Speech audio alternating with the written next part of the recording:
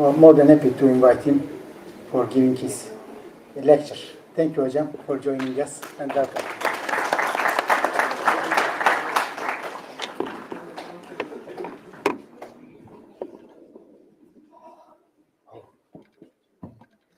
Are you going to stand in the...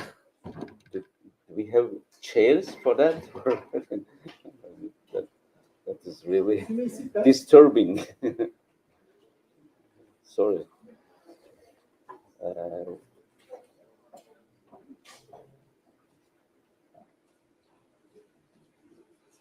I'd like to begin by thanking the president of the university for inviting me and being part of this valuable, important university and be with you.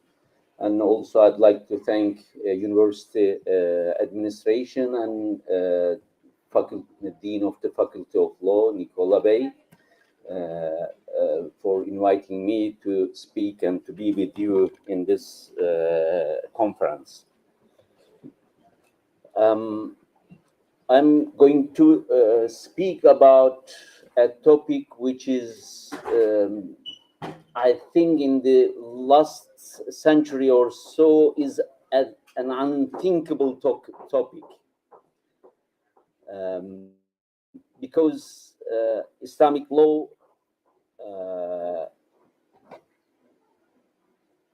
as far as the beginning of the up to the beginning of the 20th century was the main law of the Muslim countries, states, but starting from the late the second half of the 19th century and throughout the 20th century almost disappeared from the scene, except in certain respects in certain countries. As with the fall of the Ottoman Caliphate, Islamic law was also abolished from the most of the Muslim countries' legal systems. So I'm going to talk about a topic which is a very difficult topic to speak about it. So I should stress right from the beginning. So what happened to Islamic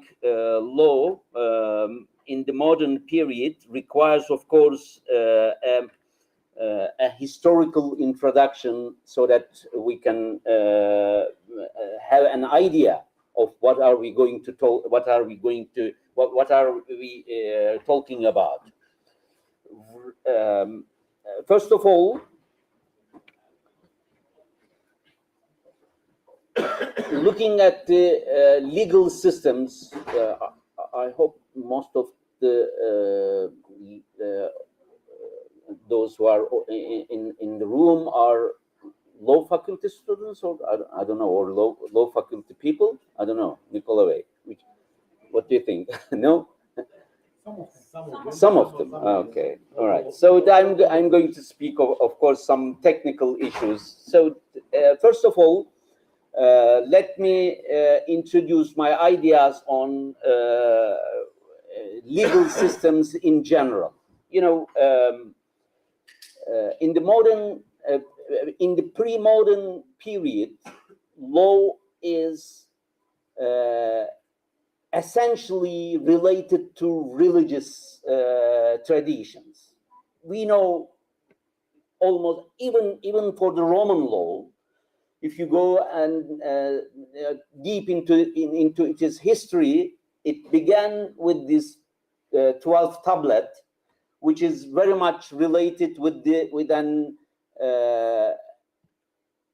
religious metaphysical foundations, prehistory of the Roman law, also somehow related to these 12 tablet understanding, which is coming also as a so we can say that all the legal systems in the history was related to the religious traditions.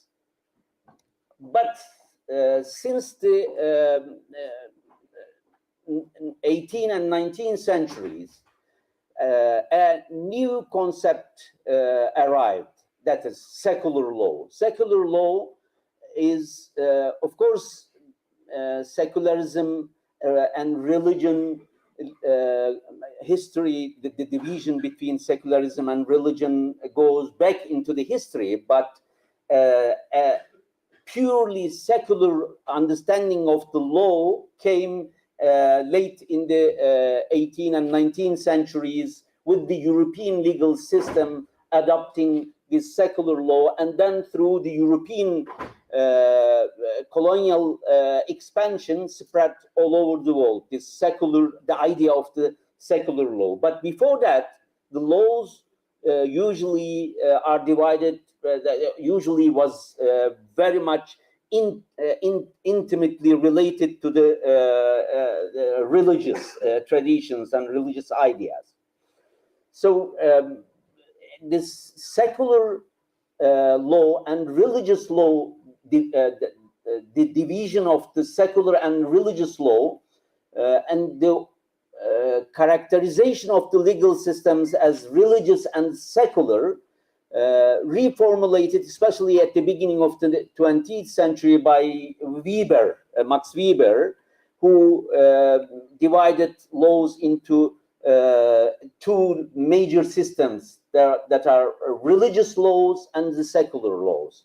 Religious laws, of course, are exemplified by the canon law, Jewish law, Hindu law, and Islamic law. And then secular laws are the modern European rational systems of the legal systems that are identified by Weber as prime examples of the secular laws is the European law, that is continental European law, and the Anglo-American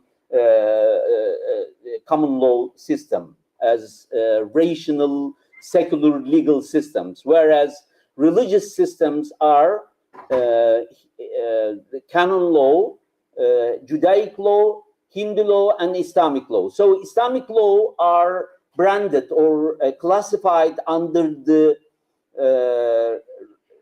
religious systems and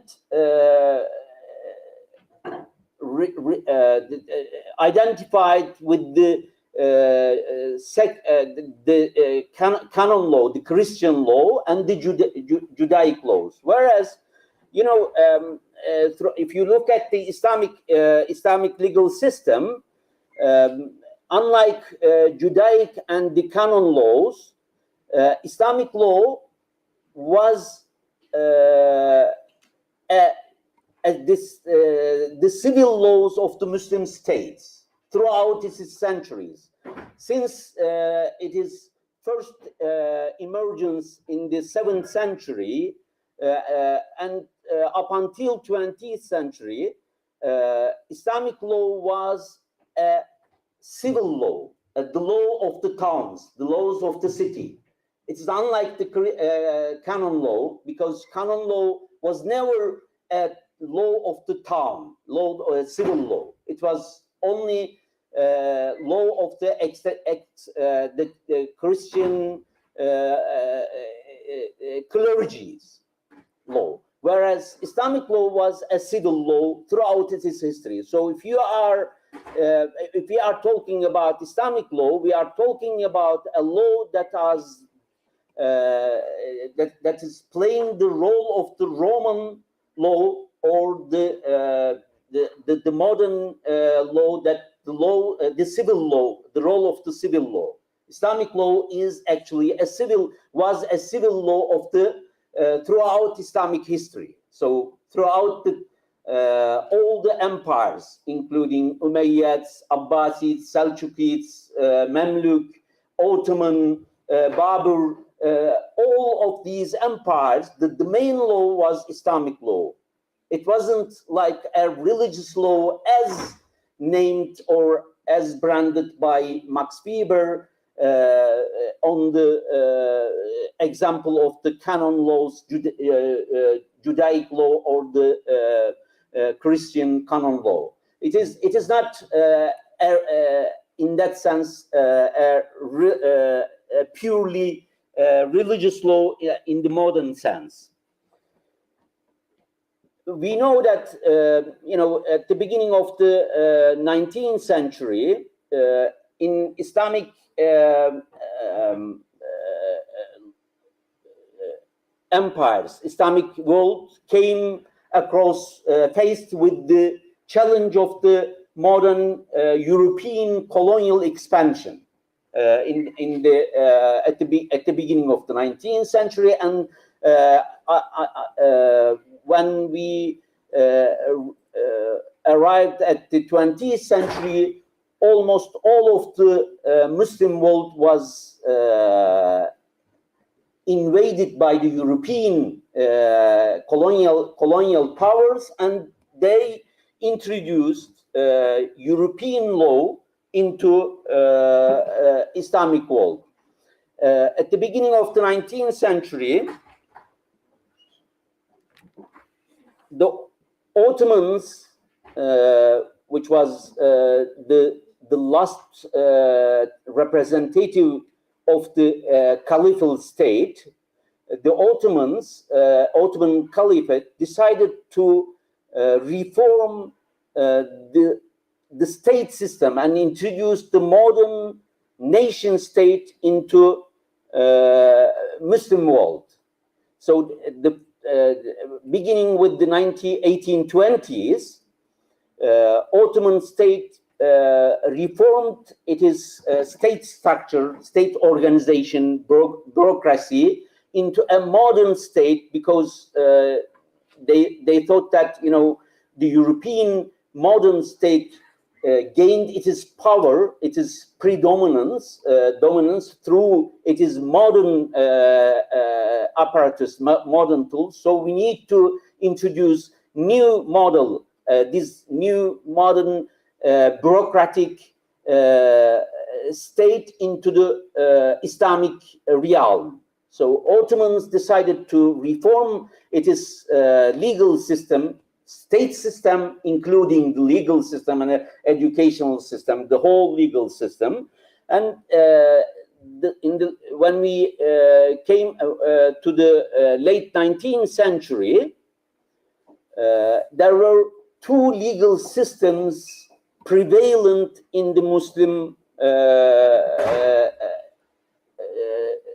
territories, including Ottoman territories. Two legal systems. One is legal system that are newly coming from the European legal system based on the Roman ideas, the European legal system, and Islamic legal system lived together, and there were a dual system in the late 19th century Ottoman legal system. There were two legal systems at the same time living together. There were two legal court system. There were two legal systems. There were two faculties actually, for one for a modern European legal system, and there were also Islamic law living together at the same time in the same territory throughout the late 19th and early 20th century. One of the responses of Islamic legal tradition to the modern developments is introducing the Majalla. Probably you heard the Majalla, the first codification of Islamic law in the late 19th century, 1869, between 1869 and 1874. The Majalla was introduced a partial civil law into Ottoman system, and that was based on the traditional Islamic law, but with the idea of codification. The idea of the codification came into Islamic world after it is expansion in Europe. You know, the Napoleonic Code first introduced in 1804, and then it spread throughout Europe, and then the Ottomans decided to adopt a similar codification system, and there was a debate between Ottoman elite, among the Ottoman elite, whether to adopt civil code with the translating the civil code of the Napoleonic Code, the French civil code, or whether we create our own civil law. So those who are favoring the codification of Islamic law, they win this debate, and then Majella came into the Ottoman legal system as a codified Islamic law. So that was the first codification of Islamic law. But at the same time, you know, the European ideas were gradually dominating throughout the empire, and the Ottoman elite in many fields, instead of creating their own legal tools that are based on traditional Islamic law, they thought that it is better to adopt European, already well-established European tools into the system. So they, especially in the public legal spheres, the public legal sphere predominantly adopted European legal idea, but in the private legal sphere, there were some parts, especially the commercial law, was adopted from the European legal system, but the law of obligations, family law, the personal laws, they remained up until the modern Turkish Republic. They remained as Islamic law, with the codification phenomenon coming from the European side, but at the same time, the content of the codification was adopted from Islamic law. So the idea came from the Europe, but the content was introduced by the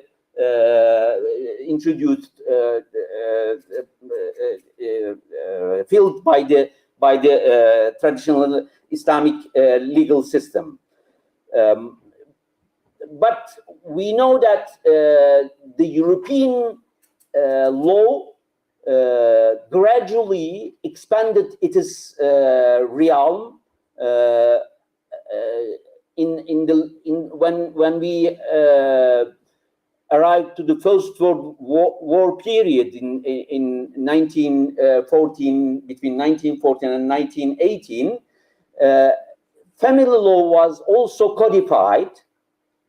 It was the second codification after Majella. Majella mainly being the law of obligations and property, and some part of the procedural law, but the family law wasn't codified until 1917. In 1917, family law was also codified, and for the first time, the second codification introduced some new ideas into Islamic law.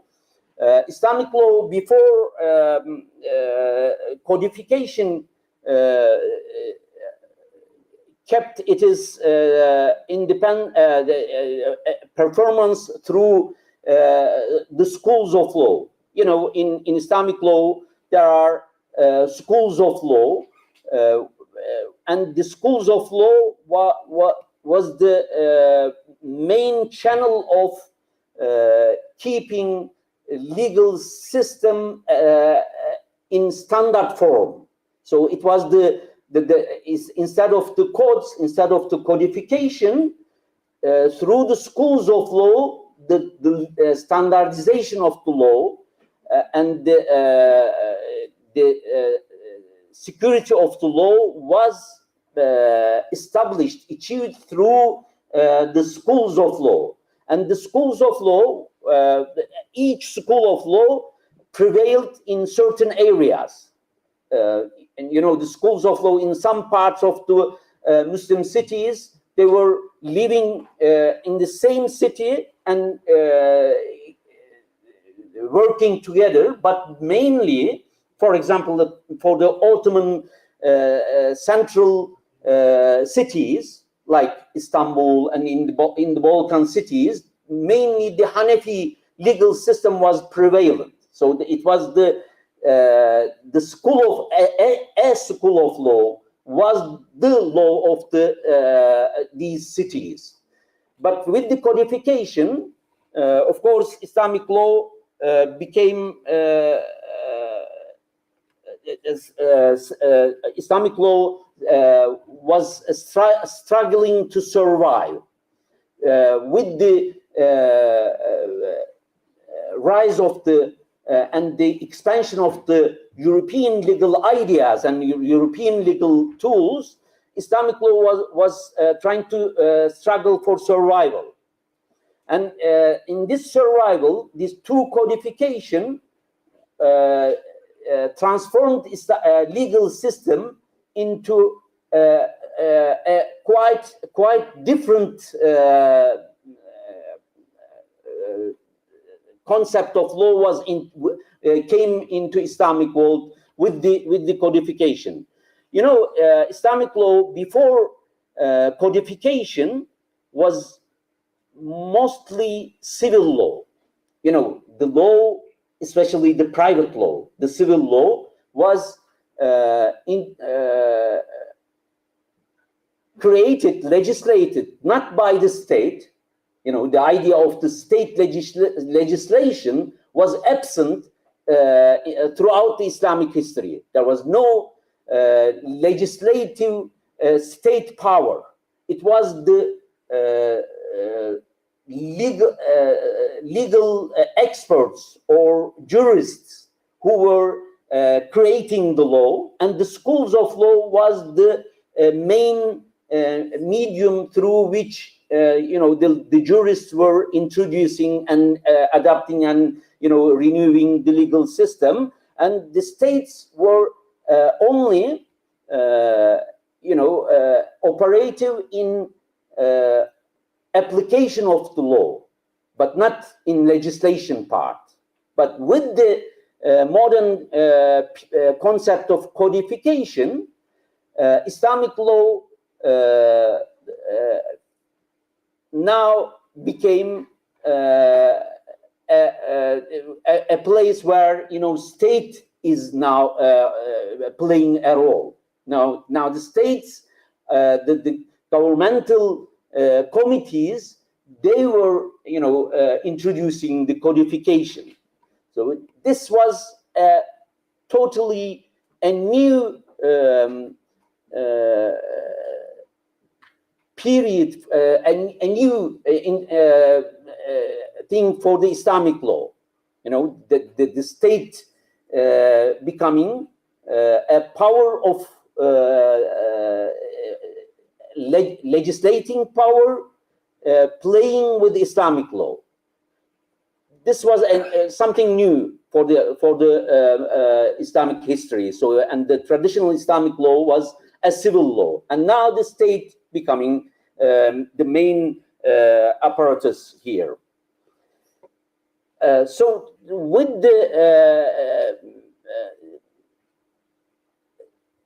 almost you know, dying out the traditional form of Islamic law, now we see that, you know, a new theory of law emerged at the beginning of the 20th century.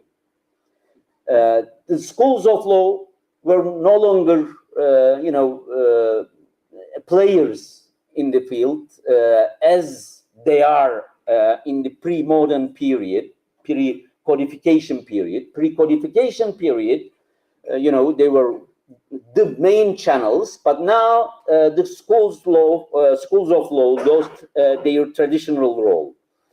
A new theory of law emerged here. What I mean by new theory of law is, since Muslim states start adopting the European legal systems, and the realm of the Islamic law is very gradually limited to a certain areas, like family law. For example, still in many countries where they were claiming that they are applying Islamic law, they are mostly limited to the familial issues. Then the other parts mostly transformed, that the European ideas mostly prevailed, and the Islamic law is no longer was regarded in these areas operative.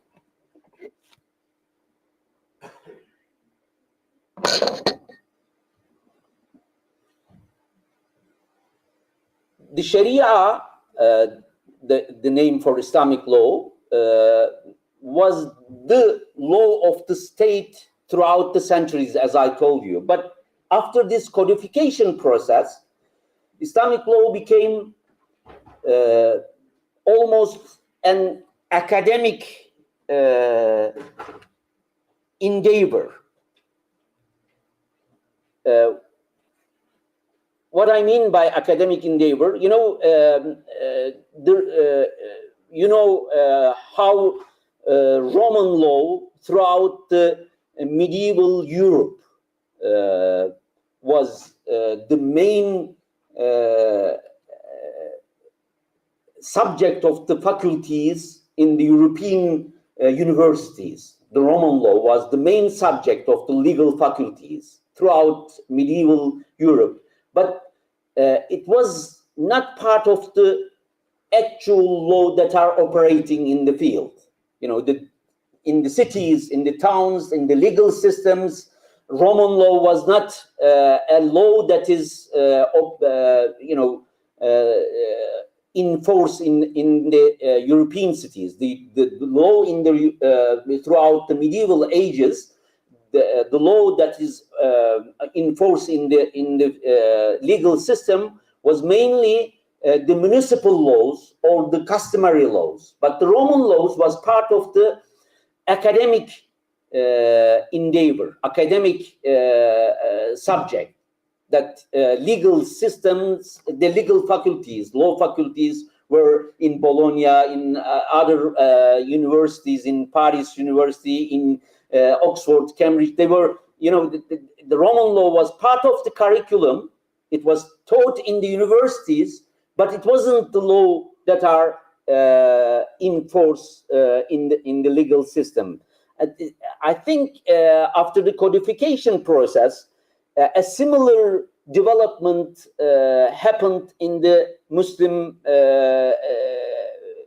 territories, in the Muslim countries, that Islamic law became a subject of the academic institutions that are taught in the academic institutions, but it wasn't the law that are in force in this in the legal system. Now, beginning with the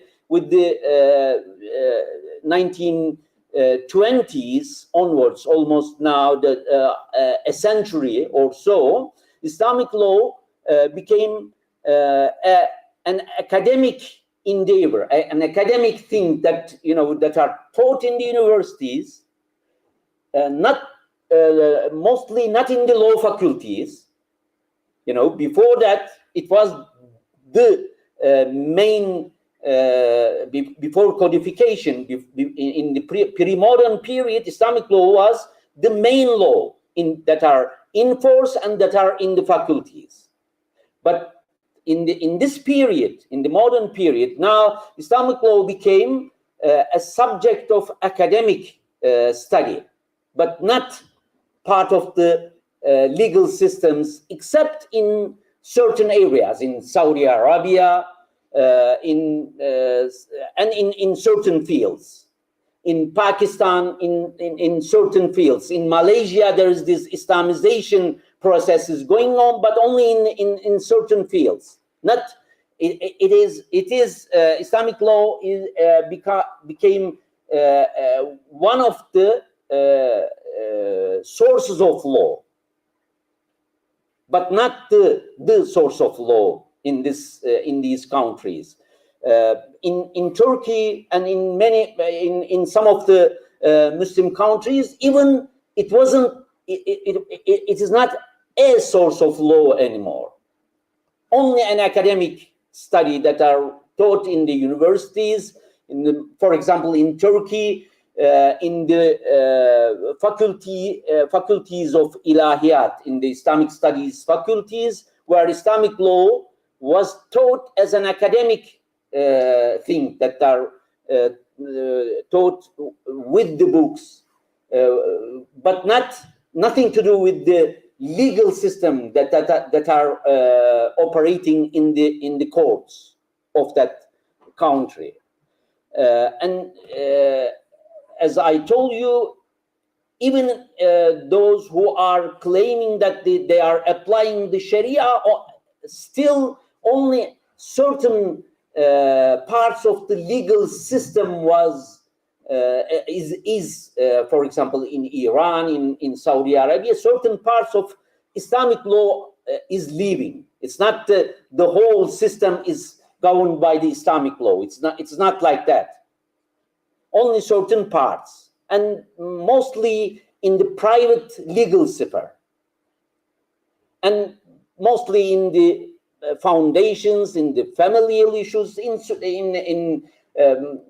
perhaps in the inheritance law, in certain parts that are still operative, even in those countries who are claiming that they are applying Islamic law. So that is one of the developments that happened in the early part of the 20th century. So what does that mean? Of course, these developments brought some important, observations we should do about Islamic law.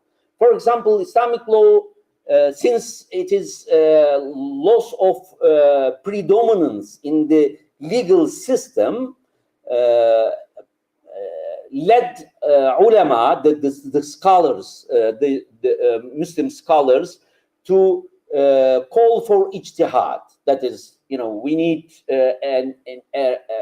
new ideas in order to bring back Islamic law. So that was one of the outcomes that is, these development brought to us.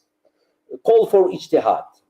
That is, we need new ideas in order to renew and then reclaim Islamic law. But, since it is an academic endeavor, it only brought a legal system that is learned from the books, not from the practice, but from the books, and turned into a kind of what happened in the Christian history, that after Reformation, the Christians, especially the Protestant Christian legal search for ideas, as in a similar way, came into Islamic field. So the Islamic law experts began to search for new ideas, but this time based on the idea of turning back to the original sources.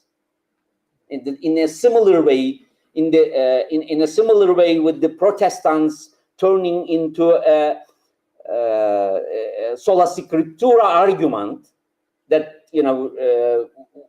that we need to go back to the scripture and skip over the whole history of the Christianity and turn back to the original sources, that is Bible, to turn to the Bible, the sola scriptura argument. In a similar way, Muslim scholars began to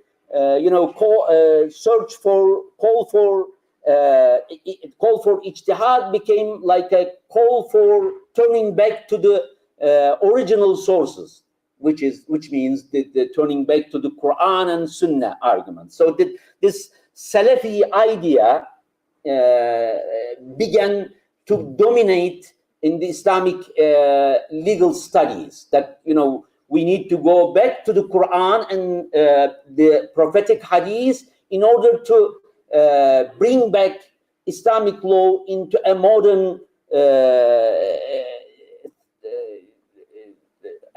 legal system. So that was the call for ijtihad argument produced these Salafi ideas.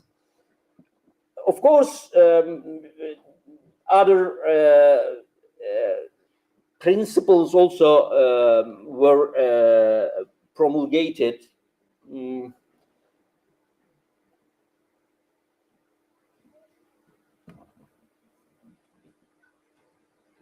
One of the outcomes was, of course, Islamic law.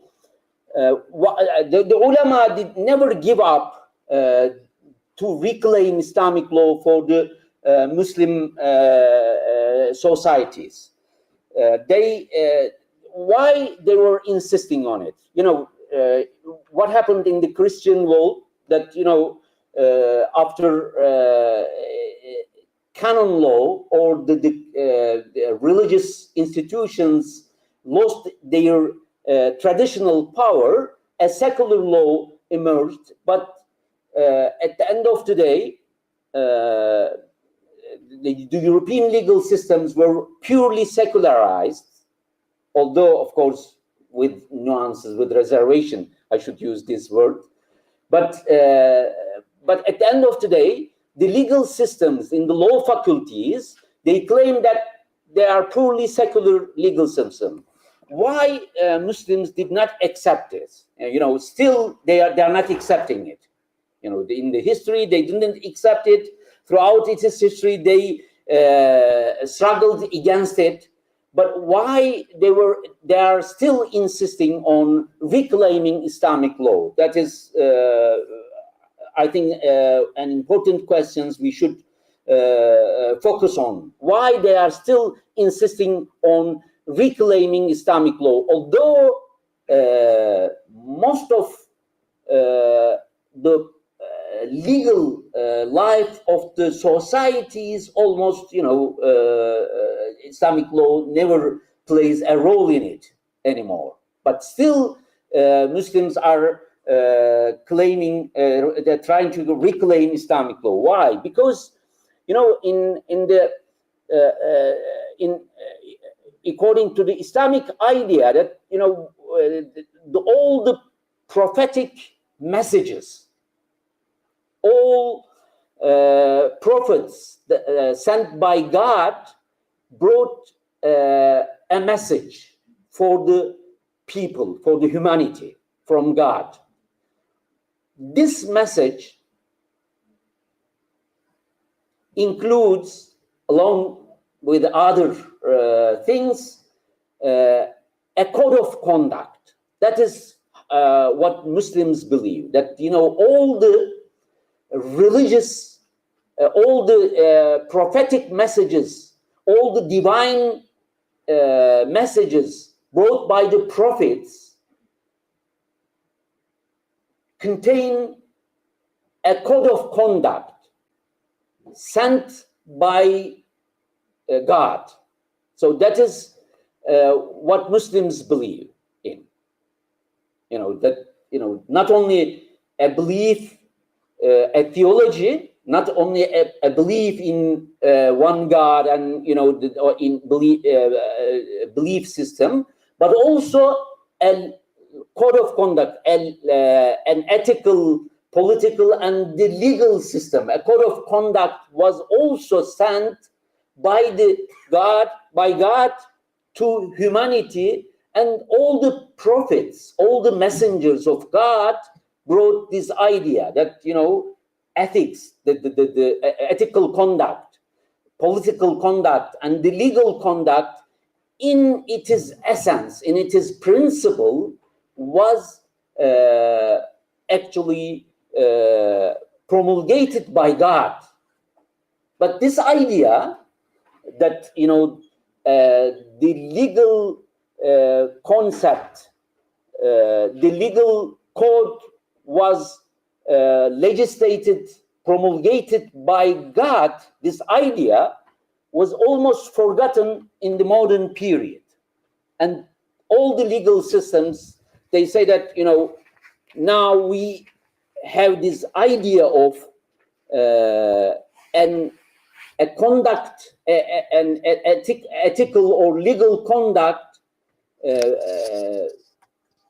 formulated by humans themselves, not any other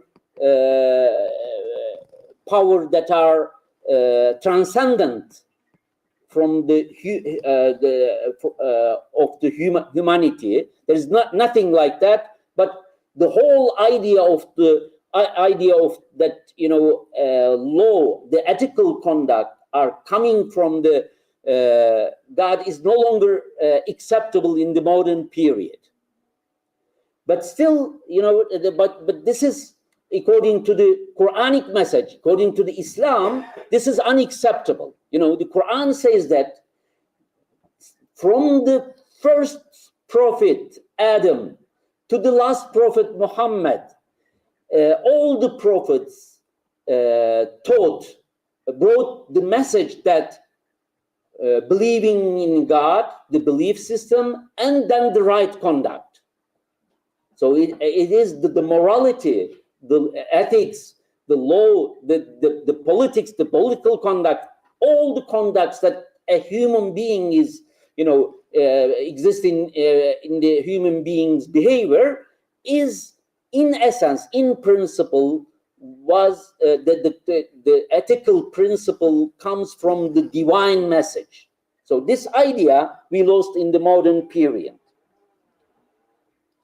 So perhaps, you know, the crisis that we are living in the modern period, that, you know, humans are making the ethical, the conduct, the code of conduct themselves, for themselves and for their own actions, but created by humans, is our crisis today. You know, that, you know, in many fields of our modern economics, medical issues that are now the human being are facing. The ecological system, that our ecological system is now faced with this great crisis of, you know, destroying itself.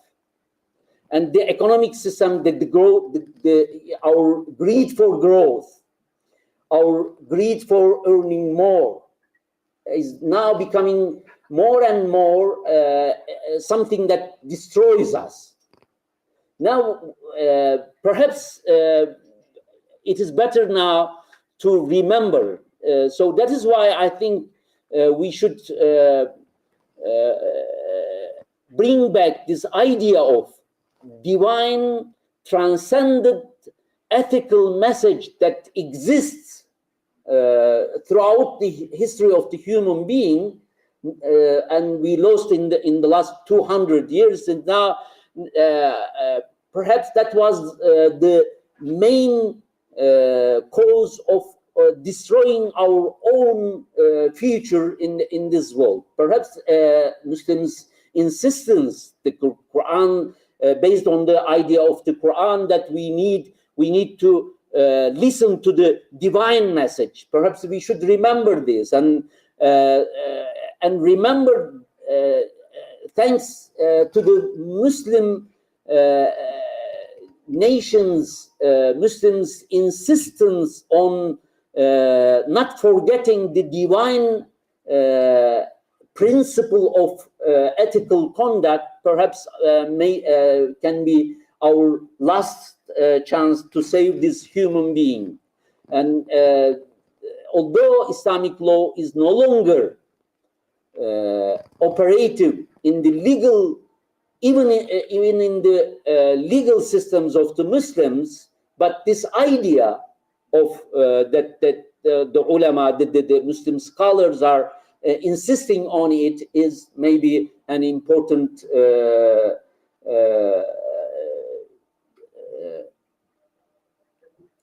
our last chance to save our own living environment. That, you know, the divine message may be our medicine for many diseases that we are facing today. I think I expressed my message here, and I stop here, so, and then we can get some questions. And thank you for patience.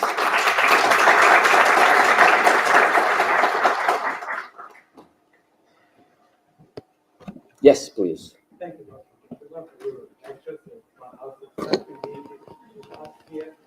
I'm Professor of Law and Ethics. Law and ethics. Oh, you are the man, our man, my man. And all courses related with legal and ethical issues of high school and our university. And through last 15 years, we are trying to create here what is the legal, but more important to be ethical. It doesn't matter what is written, it's more important to be what's ethical. Natural law. Natural law. It's more values related with human circumstances and new circumstances in our IBU institution, because we are multinational, multicultural. Our students are coming from different backgrounds, and always we are faced with complexities, solving pedagogical and other academical issues.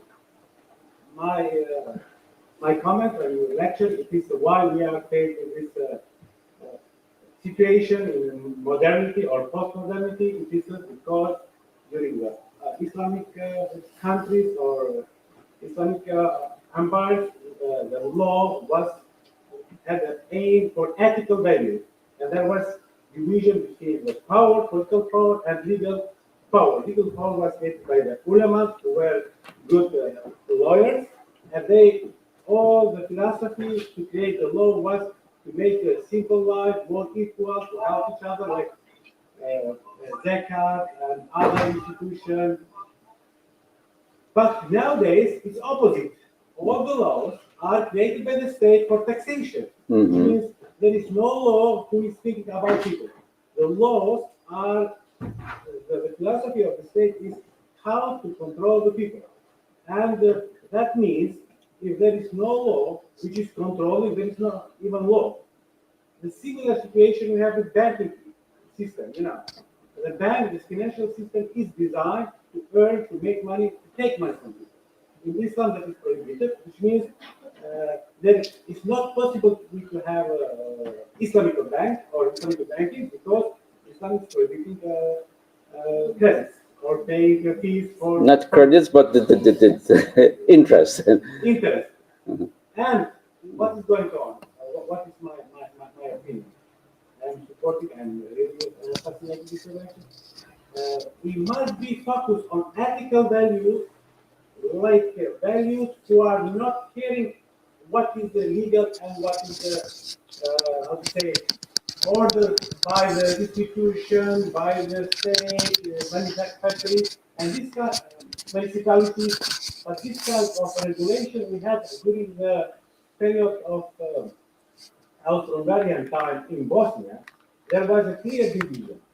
the Austro-Hungarian state gives freedom to Bosnian society, millet, to create their own legal court or Sharia court. And everything what was related with their internal inside of Bosnian society was regulated by the Islamic court.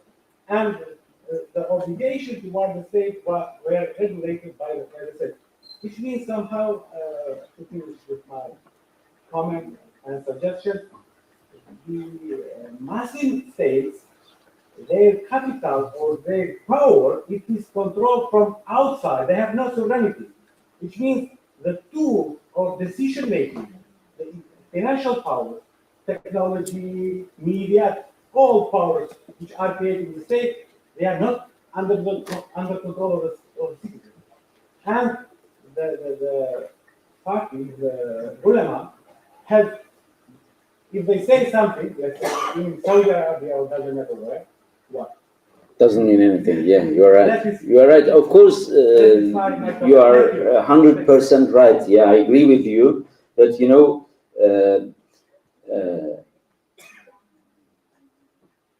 relegating the power structure to the other systems and then keeping Islamic law in certain limited areas doesn't mean that you are applying Islamic law. That is the main problem. Of course, the whole legal state apparatus and the legal system, if they are in agreement with this ethical and the value-based ideas, then we can say that, you know, we can do something. But otherwise, you know, of course, nobody would dare to go against this economic growth. You know, no one would accept this. You know, everybody in this room even would won't accept. You know, that we don't need growth. Who can say? But that is one of the main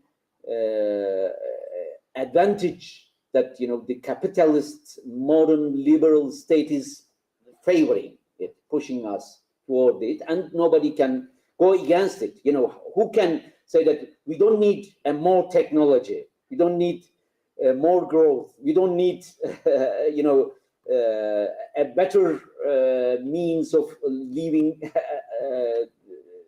thing.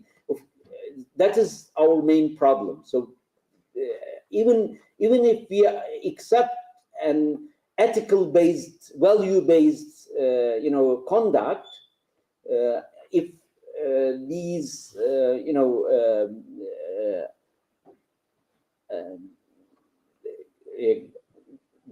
our hunger for growth there, we won't be able to go against it. I don't know. It's very difficult. You are right, but we should do something. I mean, otherwise, you know, what I am saying, what I am trying to say, that, you know, even Islamic law in the final step adopted this European idea of this capitalist idea. So they already adopted it. They are not, but still ulama is insisting on something. So we should take it seriously. That is what I am trying to say. Yeah. Some of the comments. Sure. There is a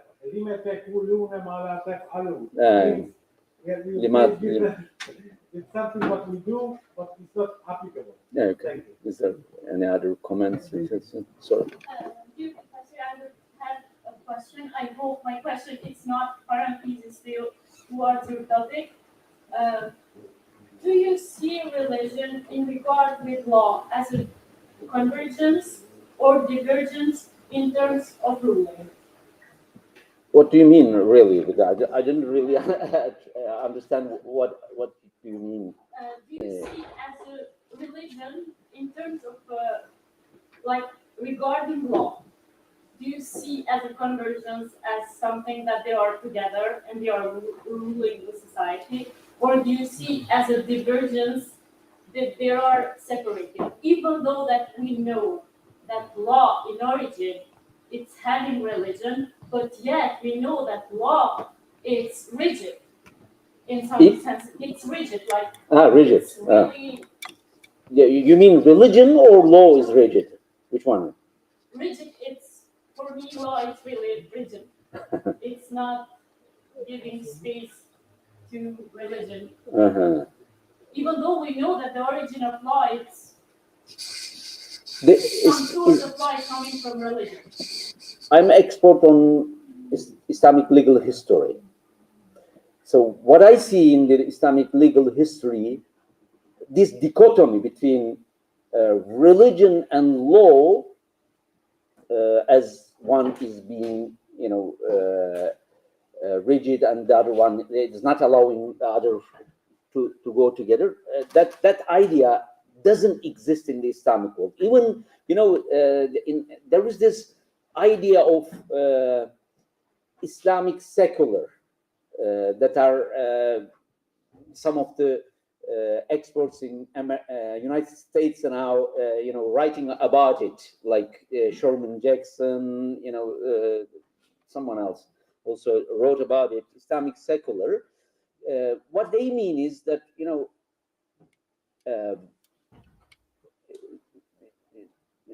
Islamic secular is like Christian secular.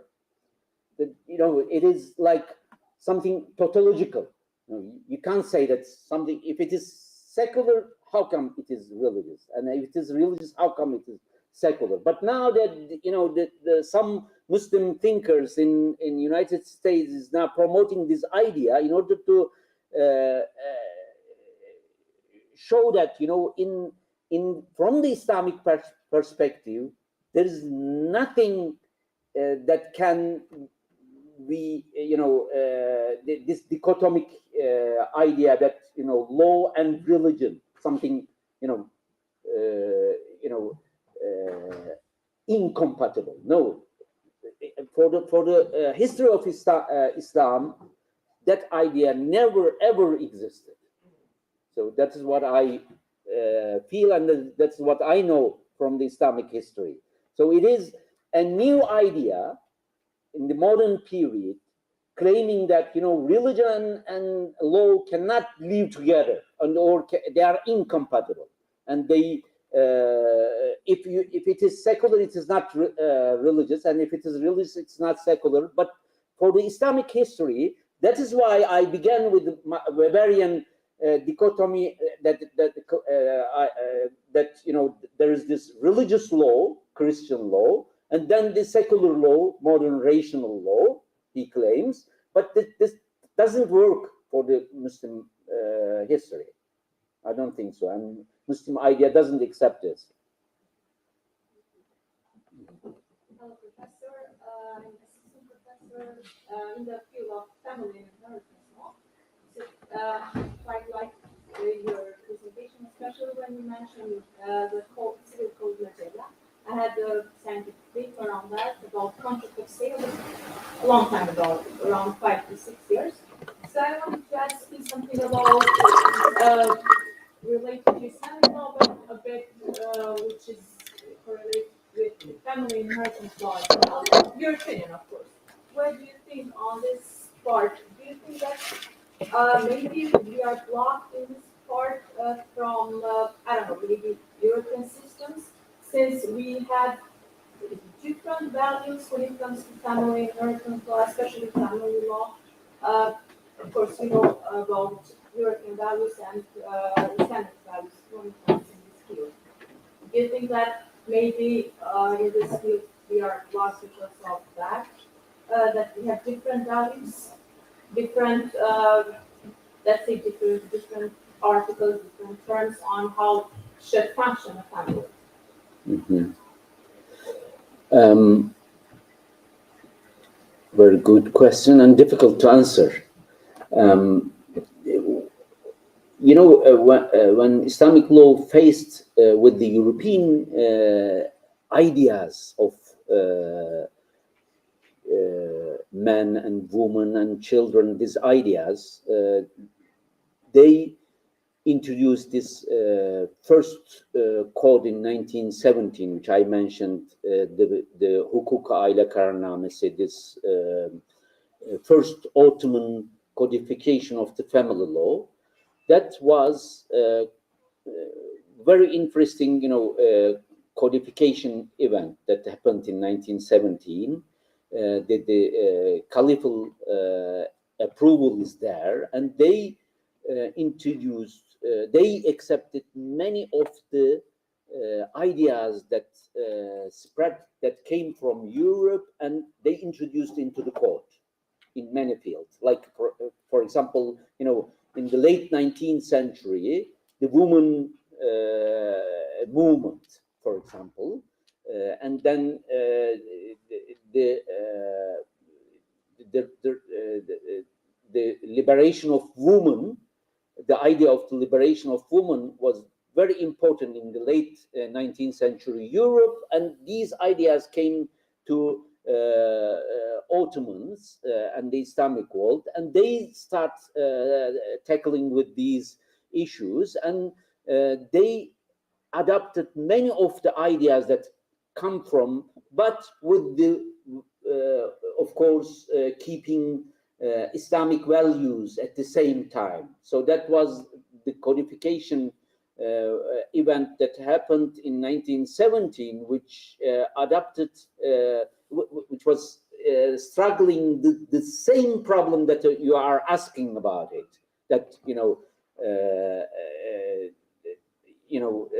the statutes of women in the legal system, the child marriage, they were trying to limit it and the ban it, the child marriage in 1917, and many of the ideas, they thought that it's not against Islamic values. So they thought that these are also Islamic values that we can introduce. And many of the changes they brought into this code were mainly related to the status of women. So since then, Muslim scholars are writing about it and discussing, debating about it. But of course, the problem is, we see that now in Europe, the liberation movement gave rise some, the family is no longer as something important in Europe anymore. And the single parent phenomenon, the marriage is now losing its importance, and these gender issues are, we are not controlling anymore. And so what is going on? Perhaps here we should go back and rethink of the values again. That is, I think, now for the time. Of course, raising the status of women is something good in the legal systems, in the legal history. But at the same time, what does, if it is going to destroy the value-based human experience, human achievements, and then perhaps it is better to go back and think about the values, and we should think about this is a modern liberal capitalist values are in clear contradiction with the traditional religious values. So we should perhaps try to bring back divine message and think about it again, that is what I am calling for it. Thank you.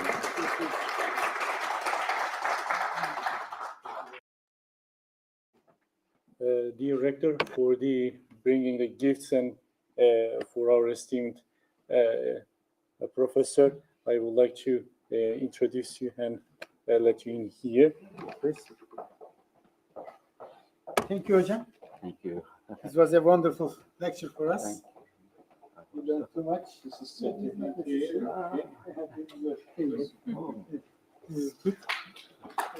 Bridge hocam. Oh, great.